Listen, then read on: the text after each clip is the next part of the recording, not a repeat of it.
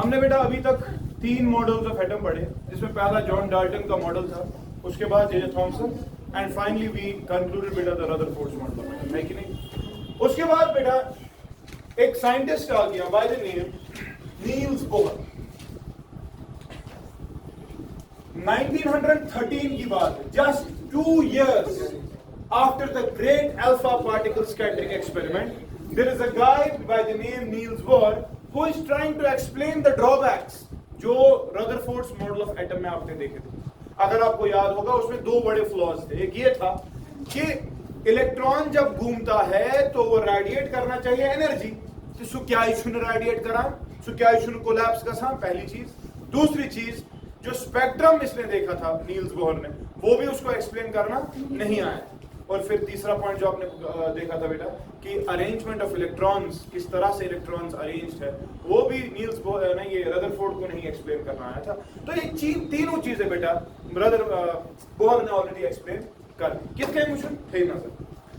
Bohr ने बेटा 2 important concept इस्तेमाल किए, जिनमें पहला कंसेप्ट मैक्स प्लैंक का क्वांटाइजेशन का कंसेप्ट। प्लैंक उसना कंसेप्ट ऑफ क्या, क्वांटाइजेशन। क्वांटाइजेशन समझता है, the energy of 1 packet is h nu, याद छुआ, and energy of n packets will be nh nu। ये कंसेप्ट करून इस्तेमाल बे करून जिगर में ब्याक कंसेप्ट इस्तेमाल सोस आइंस्टाइन्स फोटोन कंसेप्ट। उस concept photon concept, that photon जो है बेटा ये ड्युअलिटी पोजेस करता है, ये आइंस्टाइन ने एक्सप्लेन किया। इंशाल्लाह उसके बाद एक और यूनिट उठाएंगे तब देखेंगे, ठीक है। ये 2 कंसेप्ट बेटा मिला के 1913 में Niels Bohr comes up with a model of atom which is the most well versed, well explained model of the atom. अच्छा ठीक, एम क्या कोरमुत, एम छु रदरफोर्ड रोटमुत बेस, बात करमस तम कथ थोड़ा सा मॉडिफाई, थोड़ा सा इंग्लिश और कोरमुत, जिसकी वजह से आपके सामने एक और मॉडल, ठीक है। अब ये मॉडल है क्या, लेकिन बेस क्या है इसकी, शाबाश, क्वांटाइजेशन कंसेप्ट और आइंस्टाइन फोटोन कंसेप्ट, ठीक है। याद रखो बेटा एक और बात, नील्स बोहर का जो मॉडल ऑफ एटम है, it is based on law of conservation of बेटा एंगुलर मोमेंटम। ये जो वारिया इंपॉर्टेंट पॉइंट, एंगुलर मोमेंटम की कंजर्वेशन पर बेटा ये लॉ पूरा बेस्ड, ठीक है। इसके पॉइंट्स क्या है, नंबर फर्स्ट पॉइंट लिखते जाओ, the central part of the atom, the central part of the atom is called as nucleus. The central part of the atom is called as क्या, nucleus, and whole mass along with the entire positive charge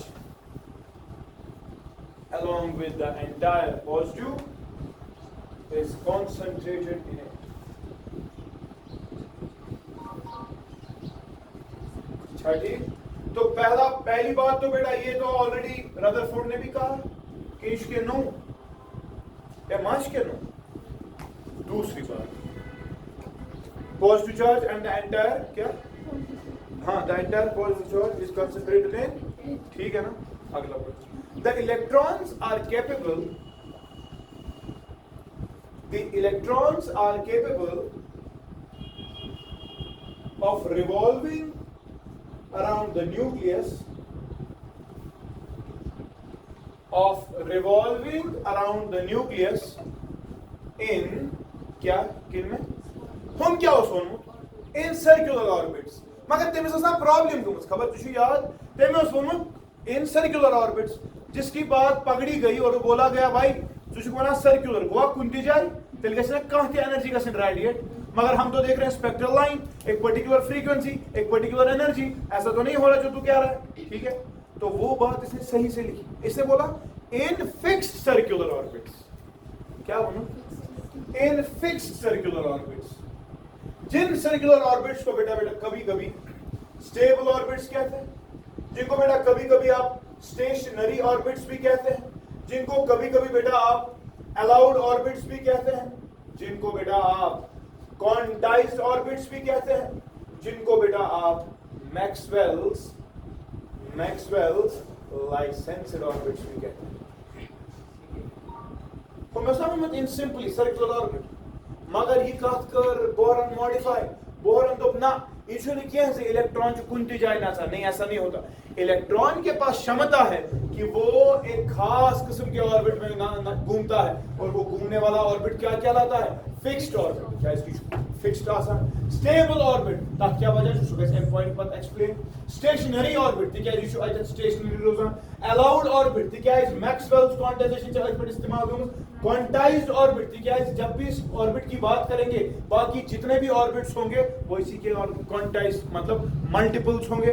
और फिर बेटा last का नाम Maxwell's licensed orbits क्योंकि इन्हीं orbits में energy quantized रहती है इसीलिए मैक्सवेल की लाइसेंसिंग पर है यही ऑर्बिट्स एग्जिस्ट कर पाते हैं. क्लियर शाकिर ना. सो ये बहुत इंपॉर्टेंट पॉइंट है कि they are able to revolve in fixed और स्टेबल और स्टेशनरी और अलाउड और क्वांटाइज्ड और मैक्सवेल्स लाइसेंस्ड ऑर्बिट्स. ठीक. यम come to Maxwell's licensed orbits. अगला पॉइंट लिखो. In these orbits, the electron, while revolving,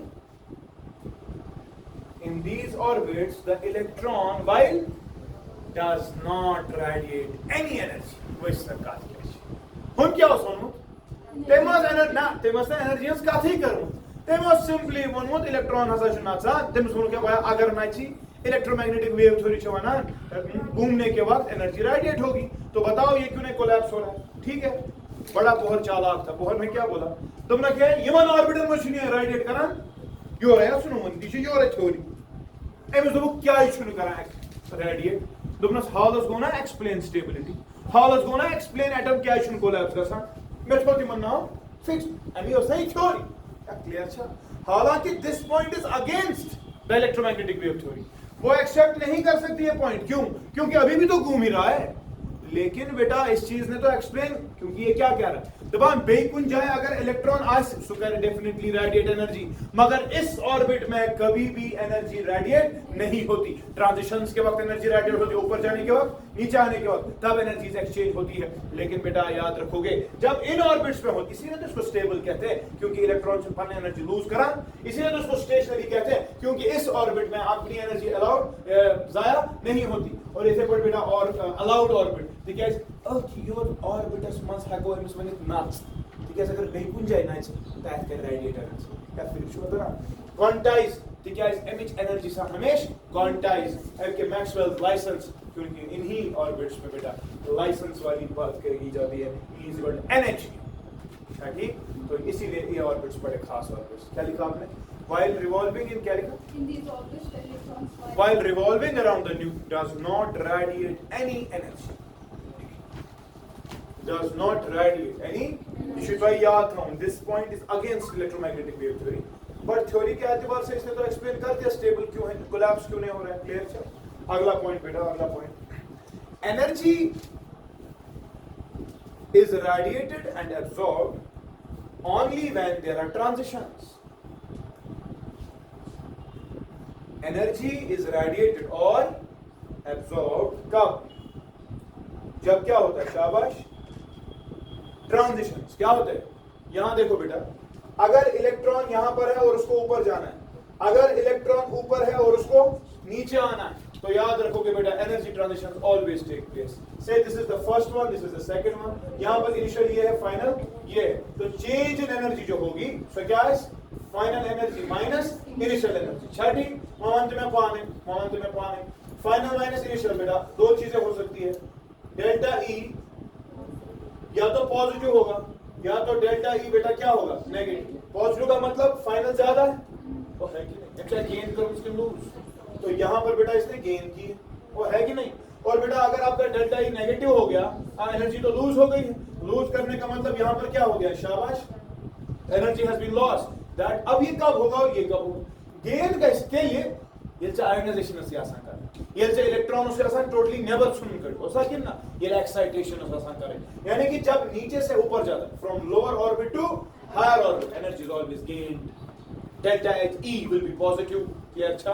लेकिन बेटा जब आप लूज की बात करते हैं हेमिन पोरों पे काय थी वापस बनिमिन पोरन मस यहाँ पर हाई लेवल से लो लेवल की तरफ आएगा और एनर्जी लूज हो जाएगी क्लियर छा ये सब लॉस्ट एनर्जी छना आसा that comes out in the form of electromagnetic spectrum आप देखते हैं फिर या तो आएगा एक्सरे या तो आएगा विजिबल लाइट या आपने वो लाइमन बालमन पास्चर वो सब चीजें है ना वो ये क्लियर छा चलिए बेटा अगला पॉइंट क्या लिखा ना आपने energy is radiated only when energy is radiated and absorbed only when transitions take place. ठीक है जी पद्धति है ठीक है अगला पॉइंट बेटा अगला पॉइंट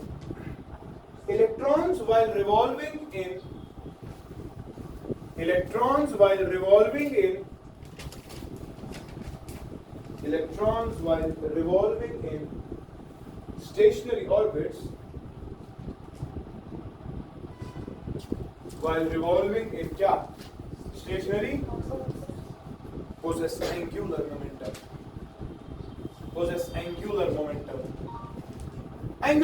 शुद्धा से पढ़ो फिजिक्स वालों हाँ angular moment of inertia into angular velocity ऐसा कि ना या बेटा it will be m v r क्योंकि circular orbit है लेकिन बेटा ये बड़ा जबरदस्त कंसेप्ट यहाँ पर लगा दिया है यो सुनता हूँ ठीक angular momentum आए मगर n लगो मैक्सवेल्स क्वांटाइजेशन असली double angular momentum used to जो ना mvr है it is actually quantized in multiples of h by 2 ये बात बोहर ने out of his genius कही out of his intelligence कही इसने कोई भी एक्सपेरिमेंट इसके लिए नहीं किया ये बात कब ये कह रहा है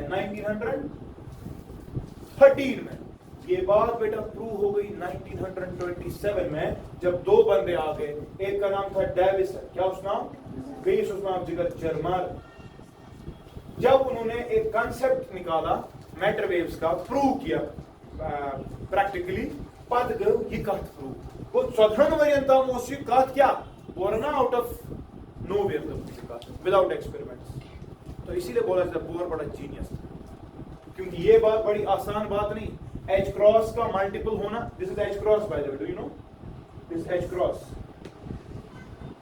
है H by 2 pi is called as ठीक तो एंगुलर मोमेंटम जो होता है इन क्वांटाइज्ड ऑर्बिट्स का इन मैक्सवेल्स लाइसेंस्ड ऑर्बिट्स का बेटा it is quantized in multiples of H cross n का वैल्यू क्या हो सकता है शाबाश पहले वाले शेल में 1 2 3 and so on so fourth ठीक नेचुरल नंबर्स लगा होल लगने के क्योंकि n 0 नहीं हो सकता क्लियर अच्छा अगला पॉइंट बेटा अगला पॉइंट all the laws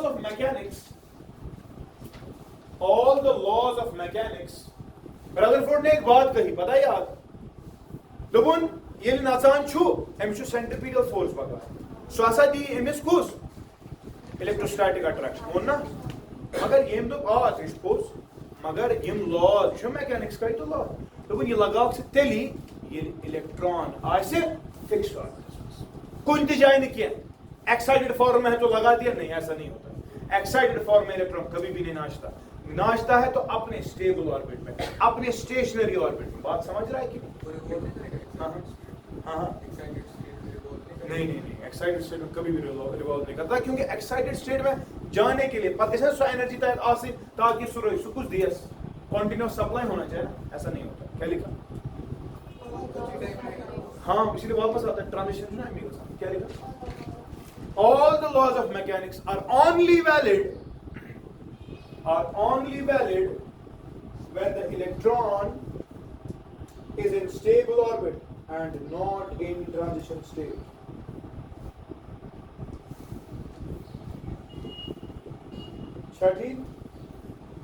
ठीक है जनाब all the laws of mechanics are only can only be applied when the electron is in stable orbit या फिक्रिशवा तरह ठीक है ना बेटा बस ये आपको याद रखना है ये छे पॉइंट वन छे एमएस मैथमेटिकल कैलकुलेशंस पूरे मॉडल्स में तिम कर वो कोशिश इंशाल्लाह बुन मकलाम कि वुचो क्या है साइंटिस्ट का ये बहुत बड़ा है आई हैव टू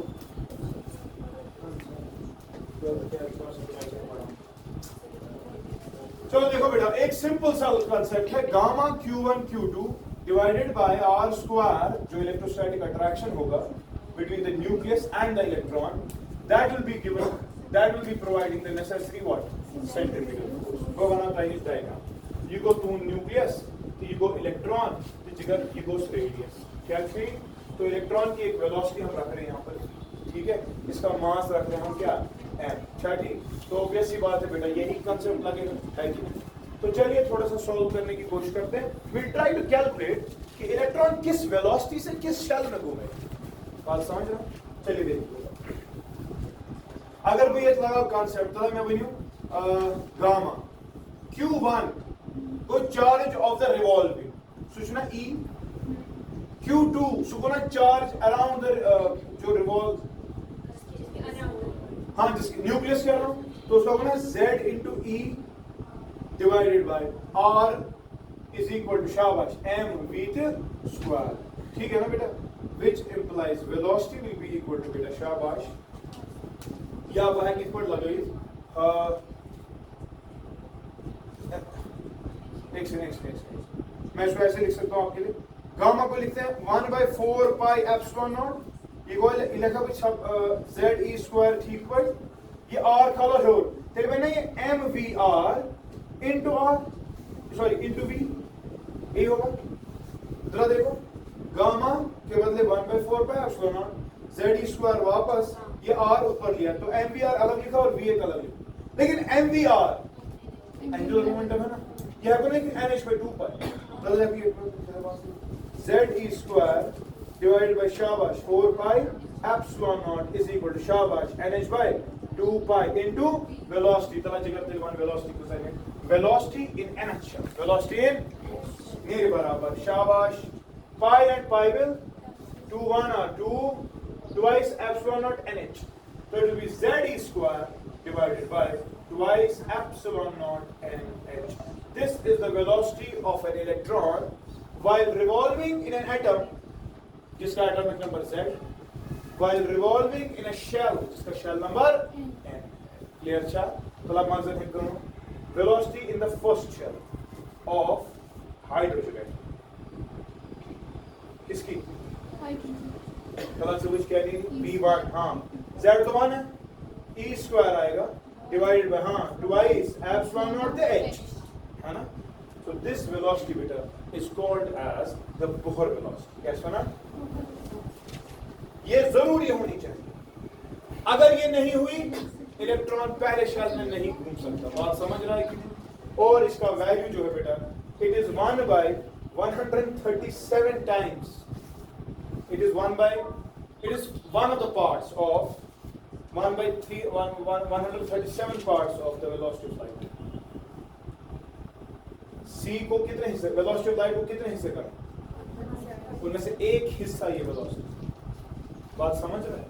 ठीक है. तो लिखा भी यार जनरली v0 या sorry vn the velocity in the nth shell. Can I write बाकी सब के बदले v बोहर वेलोसिटी? मैं इसको लिख सकता हूँ ऐसे बेटा c/137 है तो लिखिए, और फिर वहां क्या रहेगा z अपॉन, खुद देखो. आपको एक्सप्रेशन याद नहीं रखना, आपको प्रोपोर्शनैलिटी से आता है. क्या रखनी है आप? देखो वेलोसिटी की प्रोपोर्शनैलिटी क्या है, directly proportional to z, inversely proportional क्या है. दोनों चेंज नहीं करोगे, दो में से एक वेरिएबल ट्रीट करोगे. जब भी न्यूमेरिकल होगा दो में से एक को वेरिएबल ट्रीट किया जाएगा. दोनों को है तो ये दोनों वेरिएबल, लेकिन दोनों को इकट्ठे चेंज नहीं करोगे, अलग अलग से चेंज करोगे. ठीक है, क्या क्लियर? अच्छा, यानी कि एटॉमिक नंबर जितना ज्यादा होगा उतनी ज्यादा वेलोसिटी भी होगी. शेल नंबर बढ़ेगा तो सबसे ज्यादा वेलोसिटी किधर होगी, पहले शेल में कि दूसरे शेल? फिर काम. क्या ठीक? क्लियर हुआ? मैं ग्राफ बनाऊं, वेलोसिटी को n के साथ कैसा ग्राफ आएगा? शाबाश, हाँ इनवर्स, ठीक ना? वेलोसिटी को ग्राफ कैसा आएगा? z के साथ स्ट्रेट लाइन. वेलोसिटी को ग्राफ कैसा आएगा? z व n के साथ. शाबाश. Should I directly proportional? Again straight line. Slopes doesn't vary. ठीक है, very copy.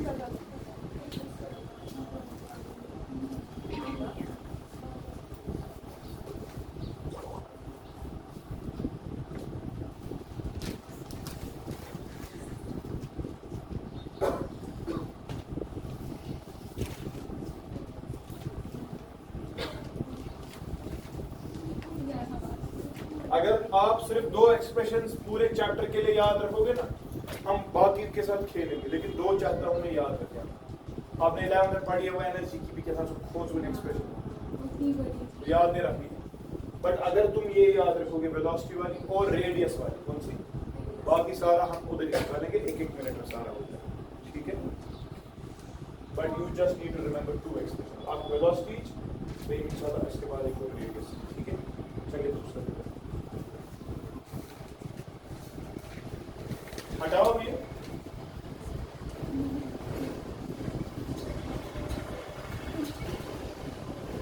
मकसद है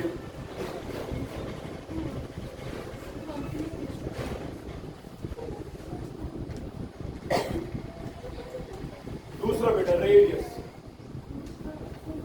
वेलोसिटी की एक्सप्रेशन याद रखोगे कि नहीं, क्या रखा है, z square by twice epsilon naught nh, ठीक है।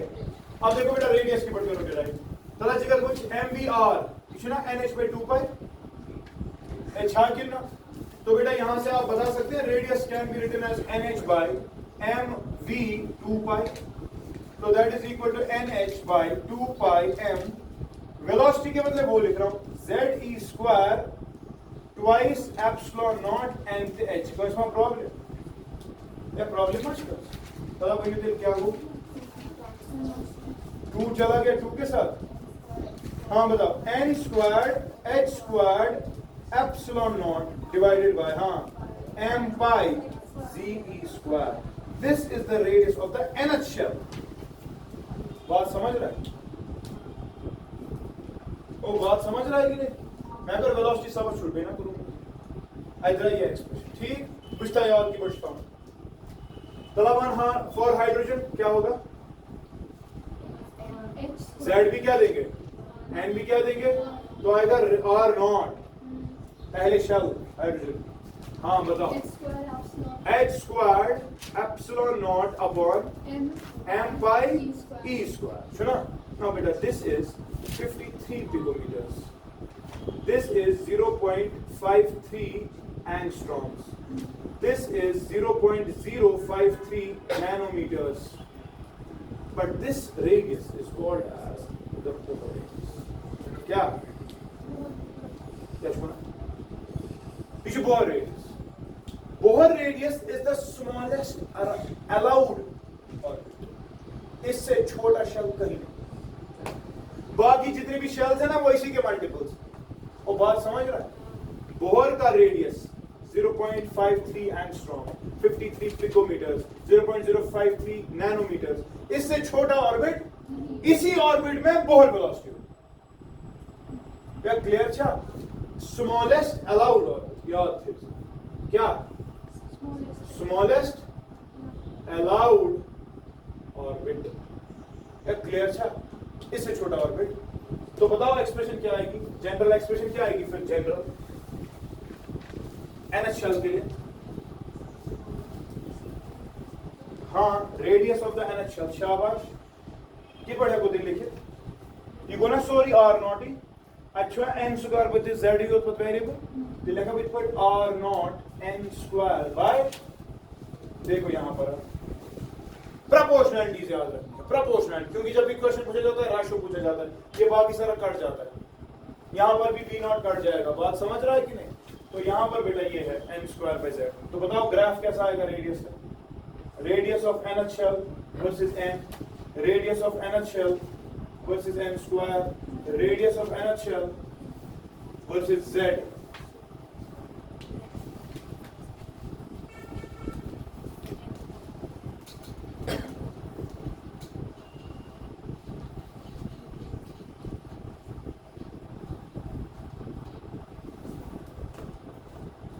radius of nth shell versus 1 by z, radius of nth shell versus या area of the nth shell, area of the versus radius,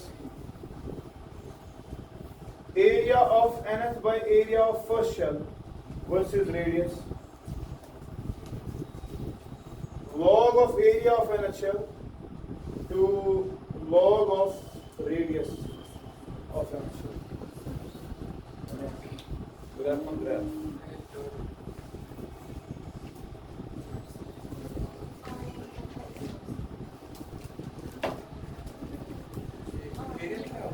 हाँ हाँ शेल जिस शेल का radius आपको पता है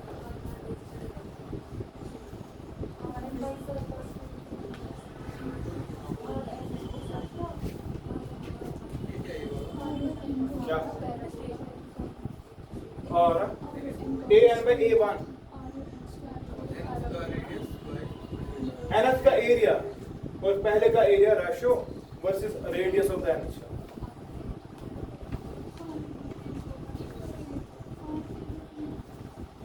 ऑल आईआईटी क्वेश्चंस चलो डालते हैं एक्सप्रेशन हमारे पास एक ही है ना कौन सी ये पगो हो अच्छे ग्राफ कुछ नहीं आता ठीक कुछ तो गॉड graph R N versus N मेरे पास it is directly proportional to N square तो पैराबोलिक आएगा तो कुछ भी लगा दो यार सिमेट्रिक होगी ठीक आपका problem R versus N square मुझे लगता है स्ट्रेट लाइन स्लोप क्या आएगी इसकी R naught by Z R N versus Z inverse proportionality area R N versus 1 by Z direct proportionality slope क्या आएगा slope R naught N square अब बाकी तो एरिया वाले हैं तो एरिया आपके पास है नहीं तो you have to first of all calculate the area सुना now radius of the NHL ये है you have treated the orbits as circular can you calculate the area yes yeah sure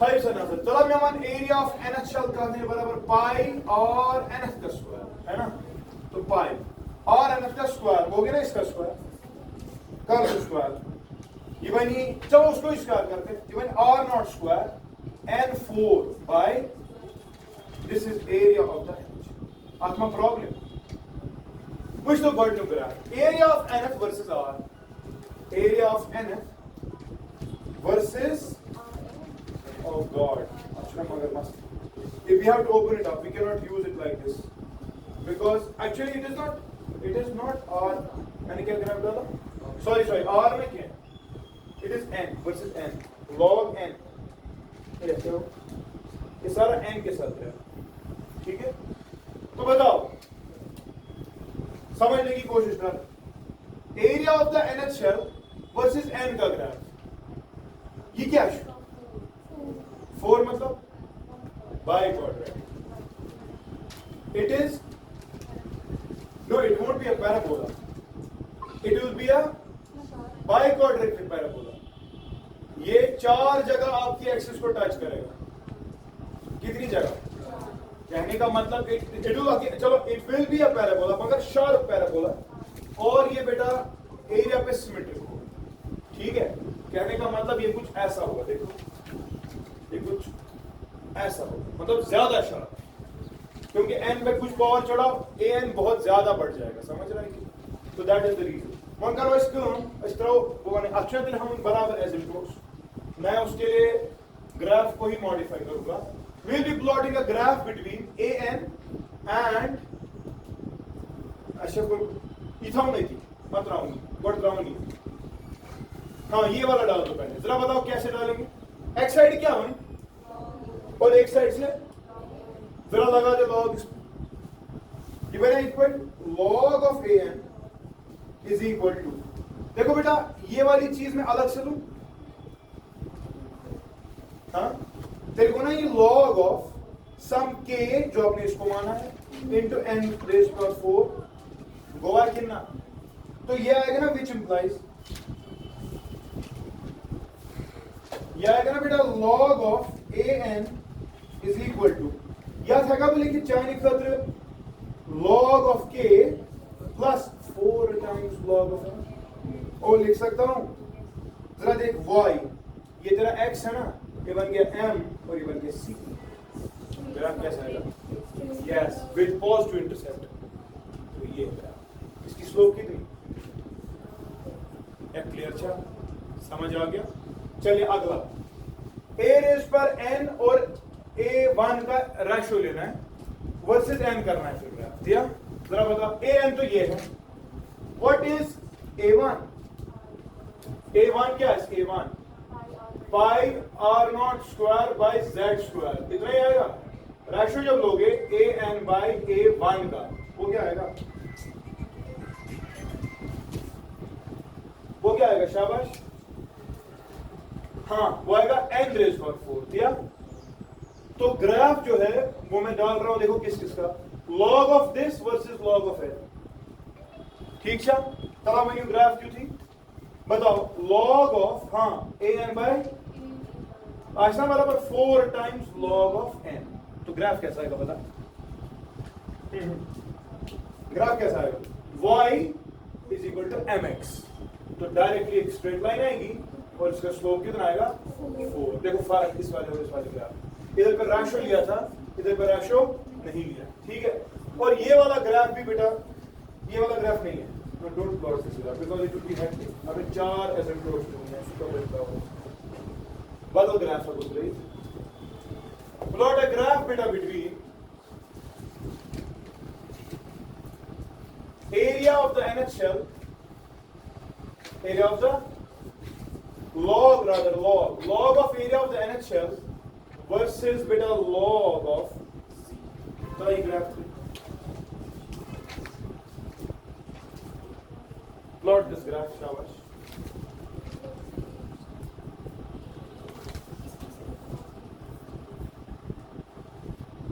बता क्या करेंगे इस वक्त, क्या क्या वेरिएबल लेना है?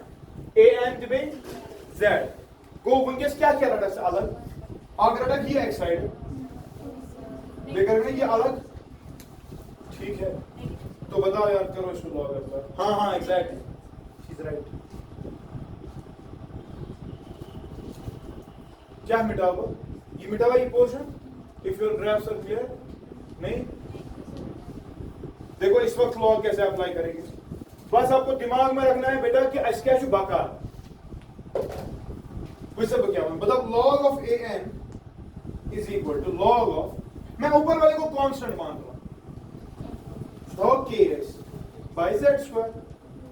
यू गोना जिगर log of m by n, so क्या हो लॉग m हाँ माइनस लॉग n है ना, वो 2 आएगा इधर, तो ये आ गया आपका लॉग ऑफ a1। तो देखो किसका y is equal to xm equals intercept positive, मगर स्लोप क्या है? क्यों से ग्राफ कराऊं, इसकी स्लोप क्या है? इंटरसेप्ट कितना है? देखो इसका k और इसका k बेटा अलग, और तो इसके अलग होंगे, इसको k अलग हो ना, तो मेहरबानी करके कंफ्यूजन करिए पास। ठीक है, आवा बशवीश रेडियस की बात हो रही है और कुछ नहीं। देखो कितने सवाल से पढ़ते हैं और बात समझ रहा है। बात नेक्स्ट टाइम पीरियड, डाउट तो नहीं है? डाउट तो नहीं है? ये समझ नहीं आया? यूसुफ मैं किस बनूं? कौन सा a1? a1 को मैंने n का an ये है ना, an के वक्त ये है, a1 के वक्त n की जगह 1 आएगा, 1 रेज़ पर 4 तो 1 ही होता है, आएगा पाई r not square z square. पांच में रेशो सुना ठीक या डाउट में छू गाइस है तो बताओ, डाउट है किसी को तो बताओ। पास नेक्स्ट टाइम पीरियड, नेक्स्ट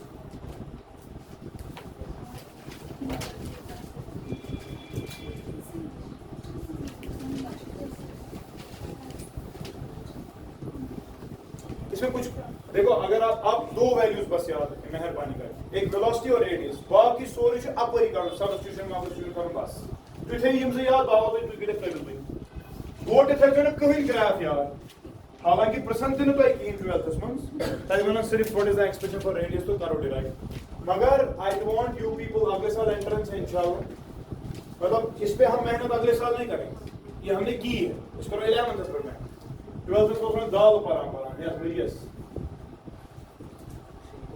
है नजर। चलो बेटा इसके बाद एक और एक्सप्रेशन हम निकालेंगे, किसकी? Time period.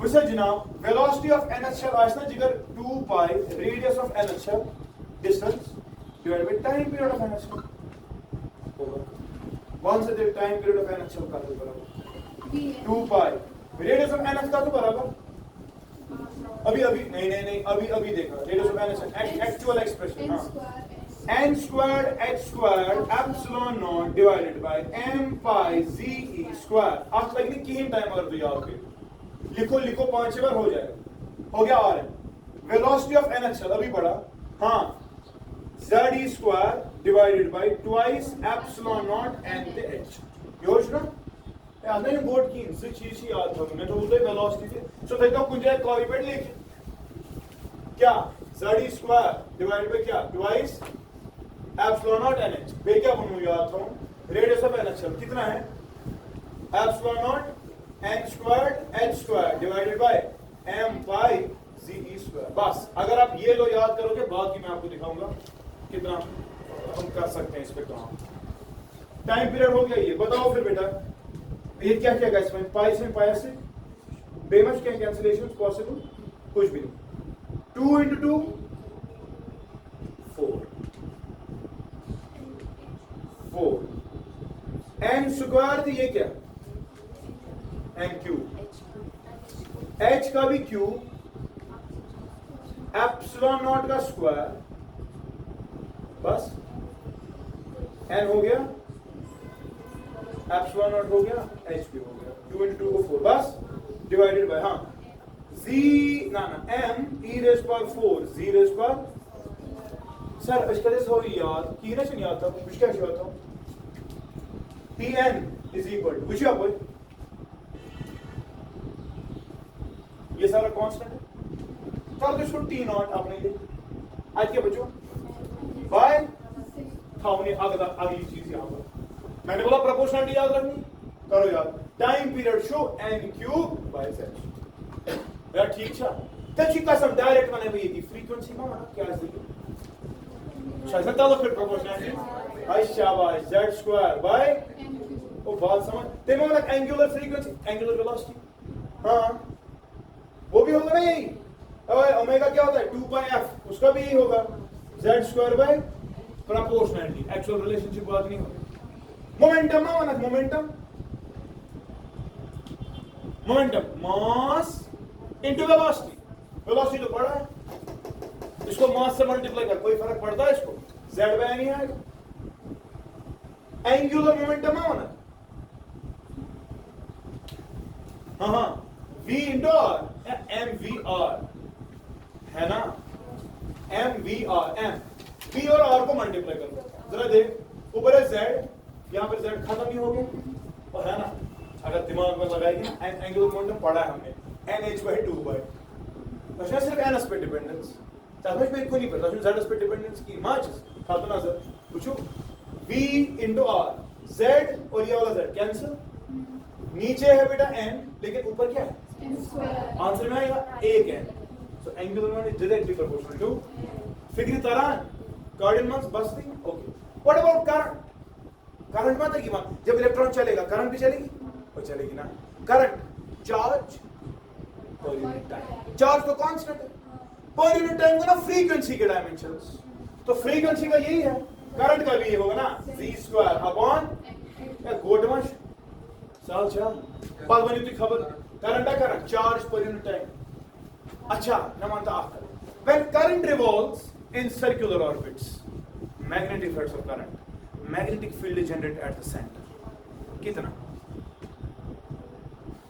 mu naught I by 2r mu naught I by अरे जब करंट चलेगी सर्कुलर ऑर्बिट्स में I रेडियस था r बताओ कितना magnetic field at the centre याद है mu naught I by 2 r याद छुआ आ जाओ इधर पे कांसेप्ट देखो ऐसा ये मैग्नेटिक फील्ड एनी इलेक्ट्रॉन की वजह से direct proportionality with current inverse proportionality with बता करंट को किसके साथ खुद की प्रोपोर्शनलिटी रेडियस को खुद की प्रोपोर्शनलिटी किसके साथ है n² bye z n² bye JEE में 2019 में सवाल आया था the magnetic field at the centre of an atom is proportional one side is that sure एक है ना when z cube by n square फिर विश्व तारा बाज बना यह क्या वो मैग्नेटिक फील्ड ही कर पोरस तब कुछ नहीं यार वही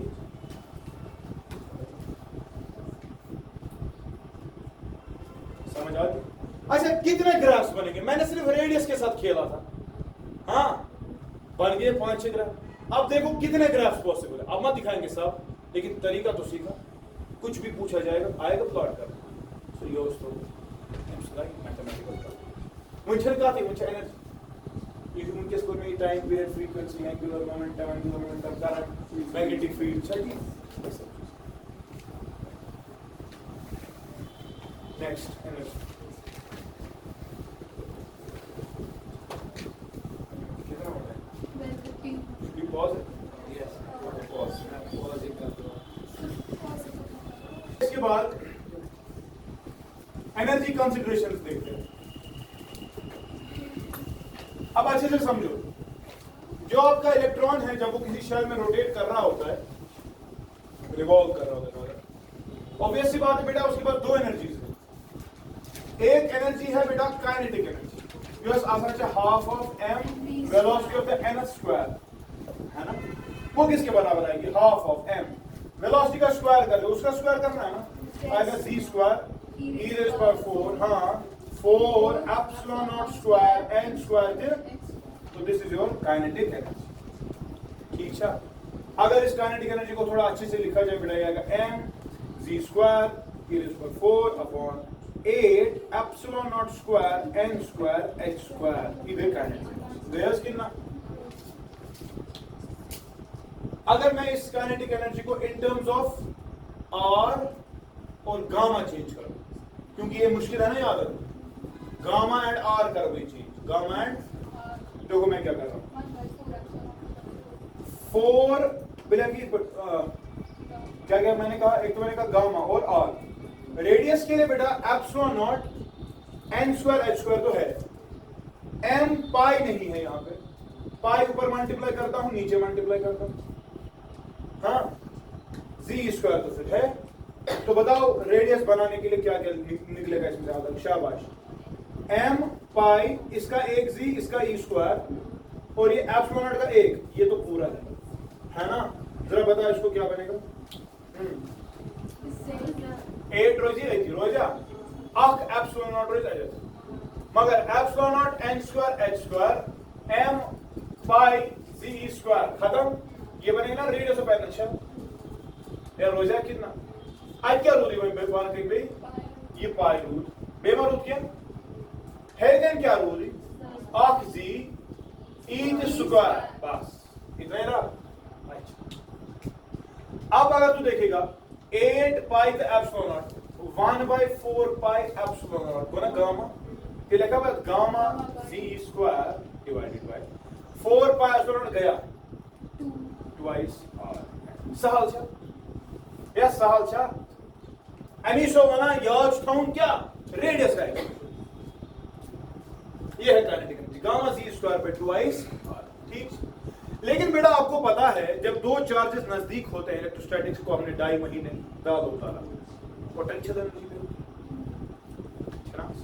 तलावन पोटेंशियल एनर्जी का अच्छा बराबर दोन चार्ज हाँ gamma q1 q2 divide by radius r है। इलेक्ट्रॉन और न्यूक्लियस गामा तो गामा ही है। एक चार्ज है Ze प्लस मगर गाउस ना minus e minus e square divide by r। This is potential r है दोनों गामा में। तेरी क्या है टोटल एनर्जी जिगर? काइनेटिक प्लस, तो बताओ किसके बराबर आएगा?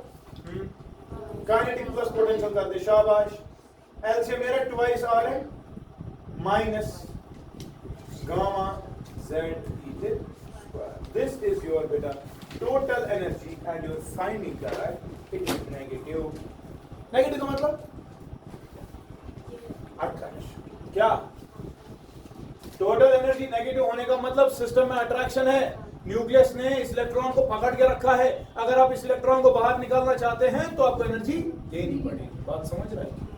इसका मतलब अट्रैक्शन या बेशब्याग चीज था यार। इसका मतलब ये भी है कि इलेक्ट्रॉन या तो बेटा सर्कुलर ऑर्बिट में घूम रहा है या बेटा ये इलिप्टिकल ऑर्बिट में पूछा। इलिप्टिकल के दो सेंटर होते हैं इसीलिए ऐसे बनाए, ठीक है? या ऐसे या ऐसे वन किसपोर्ट शुई नासान दिशोते पता सर्क्युलर छुना सुतरेस ब्रॉड कर बेई, ठीक है? हालत थे यार नेगेटिव का मतलब मेन चीज जो है बेटा वो क्या है? अट्रैक्शन। वहां है ना गामा और आरएनएस वापस वैल्यू दे पर बनी सब कॉम्प्लेक्स इक्वेशन इस वजह याद छत करो। हालत से साल एक्सप्रेशन क्या है? Minus gamma z square by 2i साल। क्लियर छा? ठीक छा? ओके।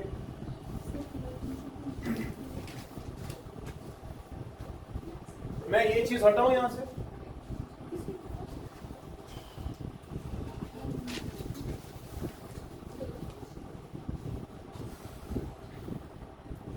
देखो बेटा अच्छे से, total energy is equal to minus gamma के बदले लिखूं 1/4 पाई एप्सिलॉन नॉट वापस, z स्क्वायर तो है ही, 2i तो है ही, ये 8 बच जाएगा, रेडियस rn उसके बदले ये लिखूं, हाँ epsilon naught n square h square m by z square, ठीक है ना? तो देखो एनर्जी का expression minus pi will go m z square e raised by divided by शाबाश 8 epsilon naught square n square h square। ये क्या है? टोटल एनर्जी क्या है? वुश्त में पाने टोटल एनर्जी क्या है बना दबान टोटल एनर्जी ये सोर इशू कांस्टेंट सुना सोचना क्या अलग आई तो एग्जांपल सिर्फ z square by n square रोजा क्या रोज माइनस m ऐसे लिख रहा हूं minus m e raised to 4 divided by 8 epsilon naught square to h square है ना? This is better d naught. This is the total energy that an electron must possess so that it will stay in the first shell of hydrogen. Clear था? इसी का value तूने देखा होगा -13.6 electron volt साबित होता है यार, जो होता है ना वो -13.6 वो इसी का। इसीलिए आप टोटल एनर्जी को लिखते हैं as -13.6 z square upon n square. Clear था? समझ तो रहा? ठीक है ना? अब अगर आपको इलेक्ट्रॉन बाहर फेंकना है तो टोटल एनर्जी तो नेगेटिव आ गई, अट्रैक्शन है।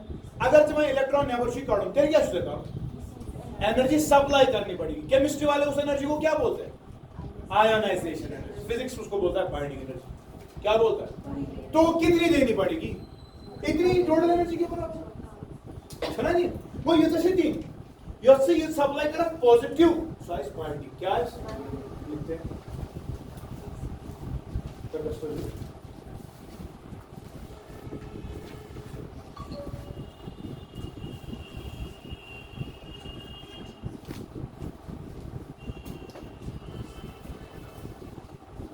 यहां देखो बेटा, अब अगर आपको आयनाइज करना है, इलेक्ट्रॉन को बाहर करना है, एस्केप करा देना है, तो टोटल एनर्जी को क्या करना पड़ेगा? जीरो। सो क्या बढ़ गया? जीरो। ये से सप्लाई करा नेबर की एनर्जी, जो तो सप्लाई करेगा बाहर से energy that is called as binding energy जो है बेटा उसका वैल्यू होता है वही मगर positive plus 13.6 z square upon n square. ये कैसी बाइंडिंग इसे दी ठीक है। मगर मैं मानता आपका जब तूने बाइंडिंग एनर्जी दे दी टोटल एनर्जी सिस्टम की क्या हो जाएगी? तो मुझे बता, तू दे रहा है बाइंडिंग, वो किस सूरत में देगा? बाइंडिंग क्या करेगा? काइनेटिक को चेंज करेगा कि पोटेंशियल को? काइनेटिक पोटेंशियल को मत चेंज कर, क्योंकि पोटेंशियल शेल की नंबर की वजह से, काइनेटिक वेलोसिटी की वजह से। तो जब तू एनर्जी दे रहा है वेलोसिटी गेन हो सकती है ना? तो क्या होगा बेटा, जो टोटल एनर्जी है, टोटल एनर्जी इसको अगर जीरो करना पड़ेगा, सो इस बराबर नई काइनेटिक एनर्जी प्लस पोटेंशियल जो ऑलरेडी थी। कहने का मतलब जीरो इज इक्वल टू शाबाश के डैश जो होगी प्लस नई पोटेंशियल, सॉरी पोटेंशियल जो थी, पोटेंशियल कितनी है? Minus gamma Z square divided by R N. Clear था? विच इंप्लाइज बेटा नई काइनेटिक एनर्जी जो होगी, ताकि तू क्या कर सके? आयनाइज क्या कर सके? आयनाइजेशन के लिए, इलेक्ट्रॉन को बाहर निकालने के लिए आपको ये एनर्जी खत्म करनी, तो आप टोटल एनर्जी जीरो कर रहे हैं इन the form of binding energy. ठीक है? ये चीजें तीन जरूरी फ्रॉम आउटसाइड। जब तू ये दे रहा है उसकी वजह से काइनेटिक चेंज होगा, पोटेंशियल चेंज, लेकिन टोटल एनर्जी क्या हो जाएगा? तो यहाँ पर जो नई काइनेटिक आ रही है बेटा उसका या कोई gamma ZE square divided bye मगर से कुछ पुरानी काइनेटिक नो काइनेटिक आ क्या फर्क? हाँ डबल हो गई है। तो इसका से माना नई काइनेटिक एनर्जी जो है वो 2 टाइम्स इनिशियल है ना, तो कितने से चेंज करेगा काइनेटिक एनर्जी? डबल 100% चेंज है ना। तो चेंज इन काइनेटिक क्या है? हाँ final minus initial, so Guna 2k minus k, so Guna k. So if the change in kinetic energy is equal to 100%, कितने? डेल्टा k by k करते हैं, वो कितना आएगा? डेल्टा k by k मान आएगा ना, so Guna ji 100%. If the change in kinetic energy is 100%, electron gets escaped, electron gets ionized. बात समझ रहा है कि नहीं? आयनाइजेशन के लिए ये कंसेप्ट है. लेकिन मुझे बता, जो तेरा काइनेटिक एनर्जी होता है सोचना सा half of M V square या छा कितना, मैं क्या हटाओ, ये हटा सकता हूं?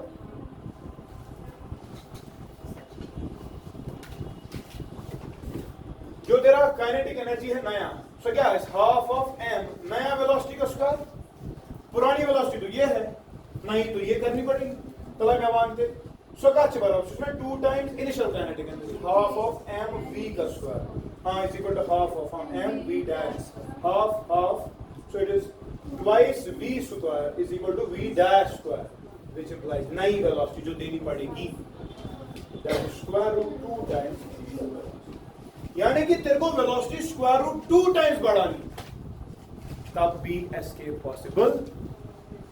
काइनेटिक एनर्जी को किससे चेंज किया? 100%. वेलोसिटी को स्क्वायर रूट 2 टाइम्स, तो डेल्टा v कितना आएगा? डेल्टा v कितना आएगा? v dash minus v, v dash गुना root 2v minus v, so गुना v common root 2 minus 1, so गुना जिगर v 0.414, फिर गुना डेल्टा v स्क्वायर रूट 2 होता है ना 1.414 माइनस 1 कर दो, कितना आएगा? 0.41. तो बताओ विच इंप्लाइज बेटा डेल्टा v अपॉन v जब करो चेंज है, सो लेना 0.414, तो परसेंटेज चेंज 51.4%. क्या सीख रहा है? क्या सीख रहा है? काइनेटिक को कितने से चेंज करेगा? 100%. काइनेटिक को डबल कर दे, आंसर आएगा, निकलेगा बाहर, आयनाइज हो जाएगा. लेकिन वेलोसिटी को डबल नहीं करना है, वेलोसिटी को कितना इंक्रीज करना है? स्क्वायर रूट 2 टाइम्स, या change in velocity should be 41.4%, तब भी आपका इलेक्ट्रॉन बाहर आ जाएगा. क्लियर? अच्छा आयनाइजेशन क्लियर हो रहा है कि नहीं? This is how ionization works. बात समझे? अब आपने बाइंडिंग दे दी in the form of positive charge, तो binding, kinetic, potential, total energy, इनको आपस में रिश्ता है. देखो रिश्ता क्या है, तलब let's start in back. Total energy क्या निकली थी? Minus gamma Z square divided bye 2r. Potential क्या निकली थी? Minus gamma Z square by r. Kinetic क्या निकली थी? Gamma Z square by 2r. ये आया था. और बाइंडिंग क्या निकली? बाइंडिंग है ना इसी का नेगेटिव, टोटल का negative, gamma Z square by, है ना. सो कुछ मच्छर पान में क्या रिश्ते हुआ चुका हुआ, सो रिश्ते क्या तो इसी को टोटल एनर्जी या ऐसे लिखते हैं, बाइंडिंग एनर्जी जो है इसे बराबर काइनेटिक एनर्जी है ना, मगर इसे बराबर या करो 2 से डिवाइड, पेश करो minus multiply, minus u by 2 है ना, और वो है बराबर माइनस टाइम्स टोटल एनर्जी. आपका यार ये फंडामेंटल है यार, क्लियर है? ठीक है, कल पेट मांगो बस, एक्साइटेशन नहीं करोगे. आयनाइजेशन एनर्जी है, आयनाइजेशन पोटेंशियल. अच्छा चलो आई विल स्टॉप हियर, इंशाल्लाह नेक्स्ट